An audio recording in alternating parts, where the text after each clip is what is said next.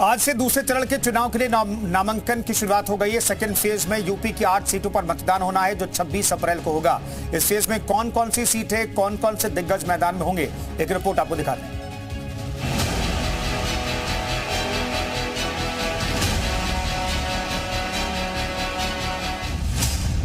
दूसरे चरण का चुनावी चक्रव्यूह। नामांकन की प्रक्रिया हुई शुरू। 8 सीटों पर कौन लहराएगा परचम? लोकसभा चुनाव के दूसरे चरण में पश्चिमी उत्तर प्रदेश, राष्ट्रीय राजधानी क्षेत्र और ब्रजमंडल की 8 लोकसभा सीटों पर नामांकन दाखिल की प्रक्रिया गुरुवार से शुरू हो गई।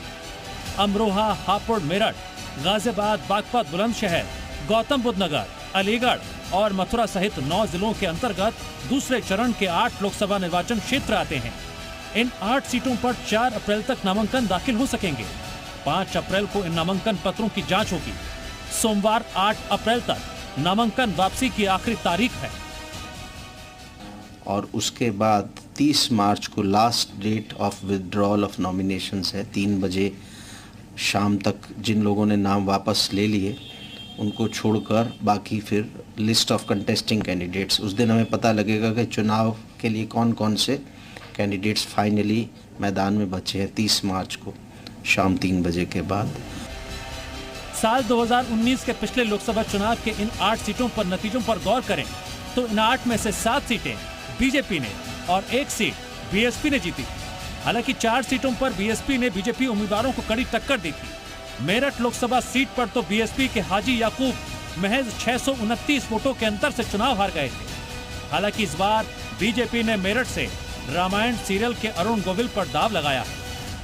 पिछले चुनाव में एक और चर्चित मुकाबला बागपत में हुआ था, जहां आरएलडी के जयंत चौधरी को बीजेपी के सत्यपाल सिंह ने हरा दिया था। मगर इस बार चुनावी सीन चेंज है। आरएलडी इस बार अखिलेश का साथ छोड़कर बीजेपी के साथ चुनावी समर में है, इसलिए ये सीट आरएलडी के कोटे में है। गाजियाबाद सीट पर इस बार बीजेपी ने प्रत्याशी बदल दिया है। पिछले चुनाव में रिकॉर्ड वोट से चुनाव जीतने वाले जनरल वीके सिंह की जगह बीजेपी ने अतुल गर्ग को मौका दिया है। सेकेंड फेज के चुनाव में बीजेपी जहां 8 में से 8 सीटें जीतने की कोशिश करेगी, वहीं एसपी के सामने साख का सवाल है, क्योंकि पिछले चुनाव में पश्चिमी क्षेत्र में एक भी सीट नहीं मिली थी। लेकिन इस बार एसपी के साथ अमरोहा से पिछले चुनाव में बाजी मारने वाले दानिश अली हैं, जो कांग्रेस के टिकट से मैदान में उतरे हैं। लेकिन बीएसपी से कांग्रेस में आए दानिश अली के सामने चुनौती कम नहीं है, क्योंकि उन्हें तो अमरोहा में अभी से ही विरोध का सामना करना पड़ रहा है। ब्यूरो रिपोर्ट, जी मीडिया।